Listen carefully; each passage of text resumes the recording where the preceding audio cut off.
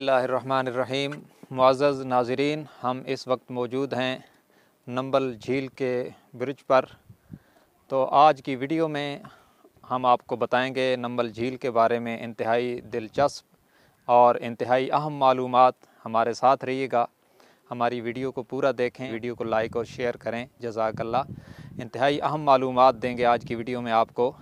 सामीन, आपको बताएंगे कि ये नंबल झील कब बनी, इसका कुल रकबा कितना है, इसके अंदर गहराई कितनी है और ये कहाँ पे वाक़या है, कितना बेहतरीन व्यू है। ये तमाम मालूमात आज की वीडियो में आपको हम दे रहे हैं, इसलिए पूरी वीडियो समाअत कीजिएगा। शुक्रिया।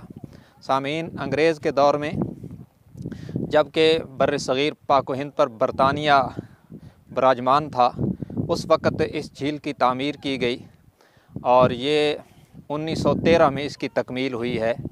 यानी आज से तकरीबन 110 साल पहले इसकी यहाँ पर बुनियाद रखी गई और इसका कुल रकबा 1200 एकड़ पर मुश्तमिल है। इतने तवील व अरीज़ रकबे पर ये झील फैली हुई है और इसकी गहराई जो नॉर्मल है वो तकरीबन 20 फुट के ऊपर नीचे इसकी गहराई बताई जाती है। और इसके अंदर जो पानी आता है वो मुख्तलिफ़ पहाड़ों से, आबशारों से और बारिशी पानी जो मुख्तलिफ़ घाटियों से जमा होता है वो यहाँ पर आता है। मुख्तलिफ़ जगहों से, केसर की पहाड़ी से और दीगर पहाड़ी एरियों से पानी आता है, यहाँ इस झील में जमा होता है। और यहाँ पर ये झील जहाँ पे वाक़या है ये मियाँ वाली का इलाका है।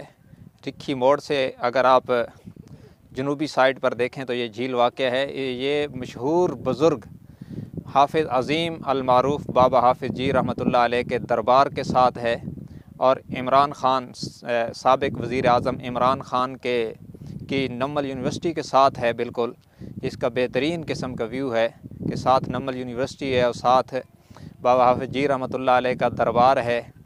और इतने खुश मंज़र जगह पर ये झील वाक़या है। लोग यहाँ आते हैं, सैर करते हैं और अपनी आँखों को भी तरोताज़ा करते हैं ये मनाज़िर देखकर। और बाबा हाफ़िज़ जी रहमतुल्लाह अलैह के दरबार पे हाज़िर होकर रूहानियत की ग़िज़ा भी लेते हैं। और इमरान ख़ान की यूनिवर्सिटी में लोग आते हैं तो वहाँ से असरी उलूम भी हासिल करते हैं।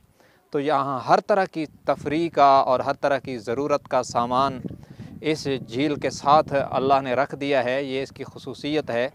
और इस जगह पे खड़े होकर इंसान जब अल्लाह की कुदरत को सोचता है तो यकीनन उसे बनाने वाला और इन बनाने वालों को अक़ल देने वाला रब भी याद आता है। इसलिए हम अल्हम्दुलिल्लाह भी कहते हैं और आपको दावत देते हैं कि आप यहाँ तशरीफ़ लाएँ और इस जगह का विज़िट करें तो इंशाअल्लाह ईमान भी ताज़ा होगा और इंशाअल्लाह दिलो दिमाग भी ताज़ा होगा।